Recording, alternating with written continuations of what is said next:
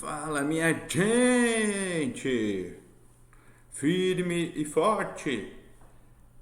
Mais uma quinta-feira de estudo do Sistema Tributário Nacional. E já de cara eu falo para vocês que hoje vai ser mais tranquilo. Tá? Nós vamos rever um tema muito importante no Sistema Tributário Nacional, que são os princípios do direito tributário. Lembrando que a aula passada foi bastante pesada, nós falamos sobre infrações e sanções tributárias, que é um tema extenso. Então hoje a gente vai pegar um pouquinho mais leve os princípios do direito tributário. Vocês já analisaram com o professor Rubinho e nós vamos apenas rever. Tá? Eu deixei um material, como de costume, em PDF para vocês na plataforma Teams. Baixem lá o material, tá bem legal, bem explicadinho. A gente fala um pouco sobre cada princípio que nós vamos conversar agora. Baixem, guardem, em caso de dúvidas vocês analisam, tá certo? Sem muitas delongas, começaremos a conversar sobre os princípios do direito tributário.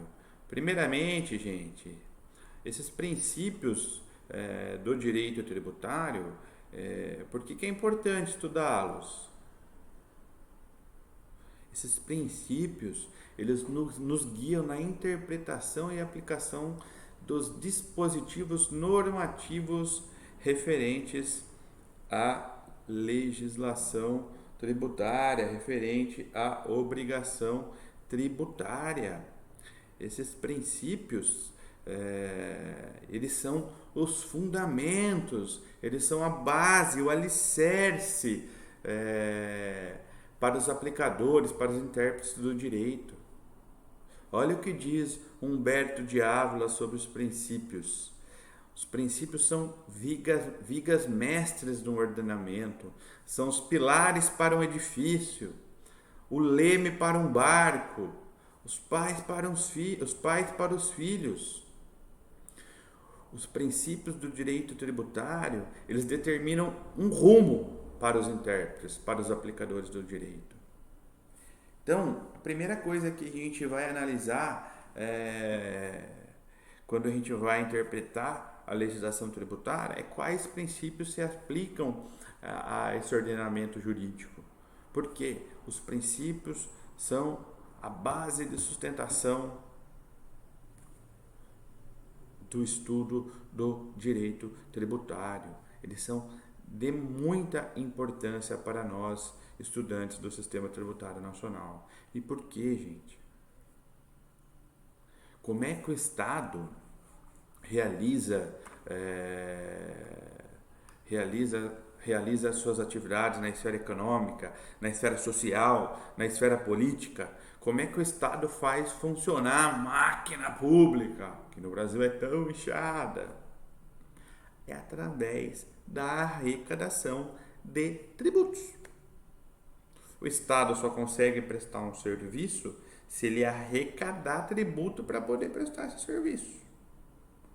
Então, para que o Estado funcione, ele precisa arrecadar tributos. Certo? O que ocorre especificamente aqui na situação do nosso país é que geralmente, de muitos e muitos tempos, a arrecadação não condiz com os serviços oferecidos. O Estado é demasiadamente inchado, tem que pagar muita gente e por isso ele não consegue prestar um serviço de qualidade. Outros motivos, a corrupção também. Para vocês terem uma ideia, gente, em média, um trabalhador, um cidadão, ele tem que trabalhar 151 dias do ano para pagar tributos. Exatamente. 151 dias do ano nós trabalhamos só para pagar tributos. Por isso nós costumamos dizer que deveria existir um equilíbrio entre o interesse do Estado e o interesse do cidadão. E os princípios eles entram diretamente neste ponto. Legal? Vamos lá? Olha a importância do direito tributário, olha a importância dos princípios para o direito tributário.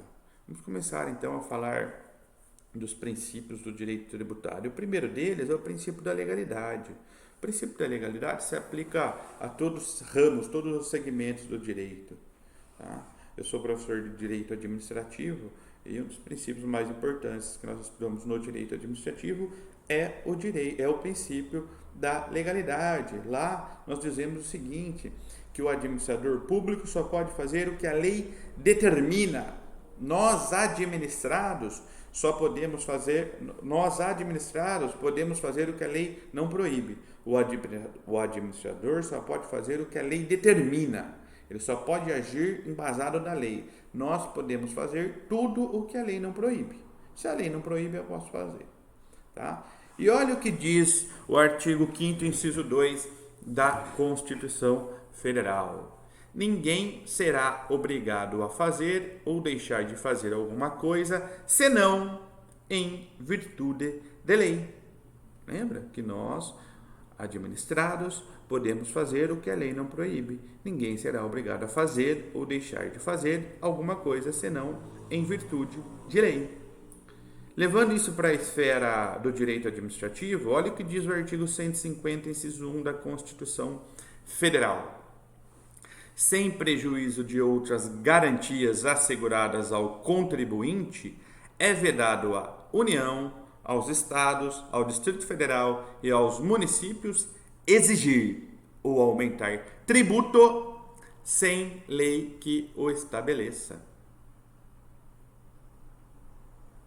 Portanto, tanto a União, os Estados, o Distrito Federal e aos municípios, eles não podem exigir e nem aumentar tributo sem lei que o estabeleça.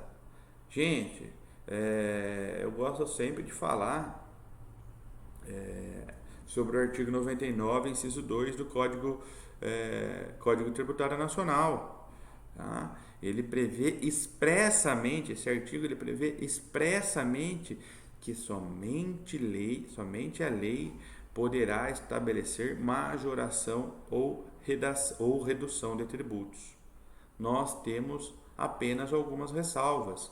Nós já estudamos isso, artigo 153, parágrafo 1º da Constituição Federal. Lembrem lá, gente, no que tange a alíquota de alguns impostos, a União pode alterar essas alíquotas sem a existência de uma lei prévia. Ela só tem, neste caso, que observar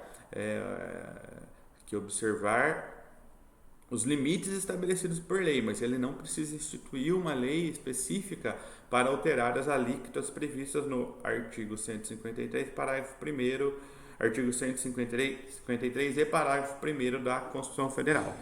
Tá certo? Mas para nós, qual que é a regra do princípio da legalidade no que tange à esfera tributária? Que é vedado à União, aos Estados, ao Distrito Federal e aos municípios exigir ou aumentar tributo sem lei que o estabeleça. E o artigo 99, inciso 2, ele prevê expressamente que somente lei poderá estabelecer majoração ou redução de tributos também, tá bom? Seja para aumentar como para diminuir, é necessário a existência de uma lei. Tranquilo, gente? Princípio da legalidade é muito importante em todas as esferas do direito.